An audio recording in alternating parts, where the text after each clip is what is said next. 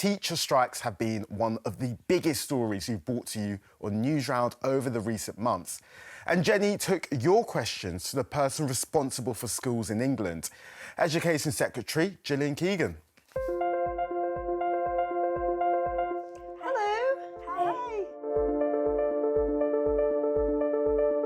Education Secretary Gillian Keegan, thank you very much for joining us on Newsround today. Are you ready for the questions?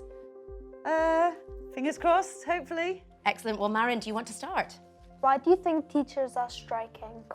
I think there's probably a number of reasons, but I think primarily there's been a lot of things that have been moving around in terms of pay and cost of living and those kind of things. And I think there's been a bit of concern about whether they're getting paid enough. I am keen to make sure that all the things they're concerned about are things that we talk about. Charlie wrote in to ask, has the strike worked? Are you giving teachers what they asked for or not?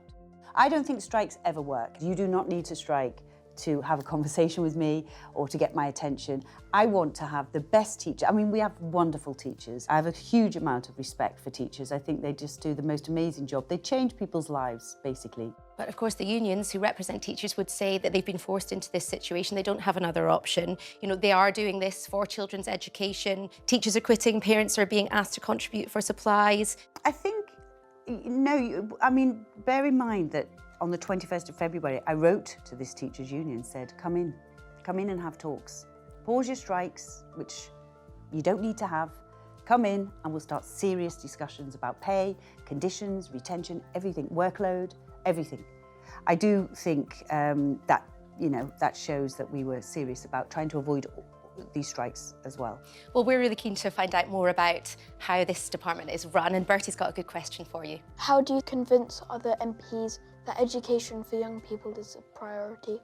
Well, to be honest, that is actually one of the easiest parts of my job, because pretty much every MP, when they go back to their constituency, will go round. I'm sure many of you have had your MP come in, or they've come into school. They go round to schools, they visit schools, and most MPs have children as well. So it's really, most MPs are very, very, have put schools as a high priority.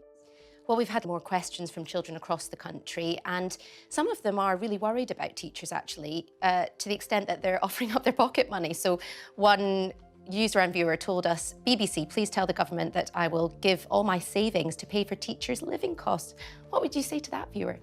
You don't need to do that, because we, as the government, have actually put a lot of money, £37 billion, which is probably a little bit more than the pocket money, into helping people, not just teachers, but people with their bills. But the unions who represent teachers would say that, actually, they're not being paid as well as they used to be, that, you're from the Conservative Party, they came into power 13 years ago, and since then, as you said, prices have gone up, but teachers' pay has not gone up at the same rate, and that essentially they've had a pay cut.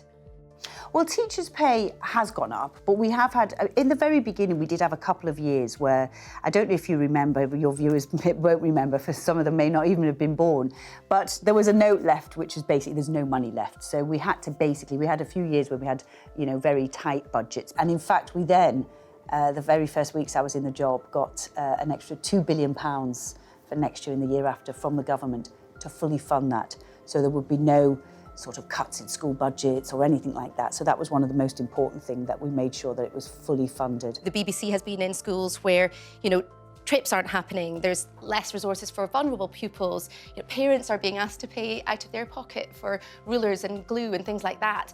Well, I think possibly what they don't understand is that we got £2 billion extra very recently. So this is money that's come into the schools. To also be clear though, we are funding schools by more than we ever have in history, £58.8 billion by next year. That's higher than ever, the highest ever we've ever funded schools. So we shouldn't, if we're putting £58.8 billion, there shouldn't really be schools where you can't get a pen or a glue. I mean, that's a lot of money to be able to, allocate to schools. Nia, you have a question. What for you does an outstanding school look like?